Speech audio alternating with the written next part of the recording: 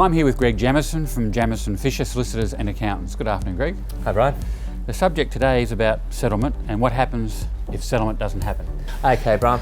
What happens is that a normal contract will have a completion date, and when we get to that completion date, the purchaser, for whatever reason, hasn't finalised their finance, is unable to move for whatever reason. What would normally happen is that the vendor's solicitor would issue what is known as a notice to complete, which then says you have 14 days to complete and sets the date and time for completion, making time of the essence. Time of the essence simply means that if you don't complete at that time and place, then the contract is rescinded. If for whatever reason the purchaser is then not able to complete after receiving a notice to complete, the vendor then has the right to terminate the contract, to retain the full deposit. They then have potential damages. Now what happens here is they then put the property maybe back on the market.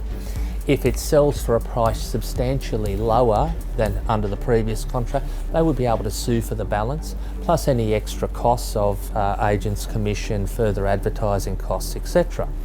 So there's that avenue. But if it sells for higher, can they still sue? Generally no, but they would still be entitled to retain their damages for the deposit. So they'll be able to, okay, so they keep the 10%, Yes. and if they get a bit more, That's the benefit. yeah.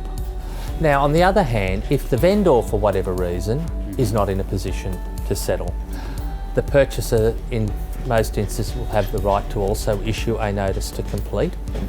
If it gets to the 14 days and the vendor is still not in a position to settle, the purchaser then has a number of options that they can then terminate the contract and have their deposit returned.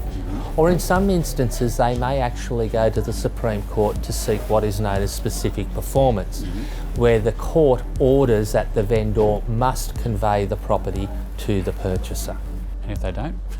They don't, well then they'll be in contempt of the Supreme Court. Okay. So they'd be in a lot of trouble. Yes. Well, I think that helps everyone about the settlement time and understanding more about that. So thank you, Greg. Okay, no worries, Brian.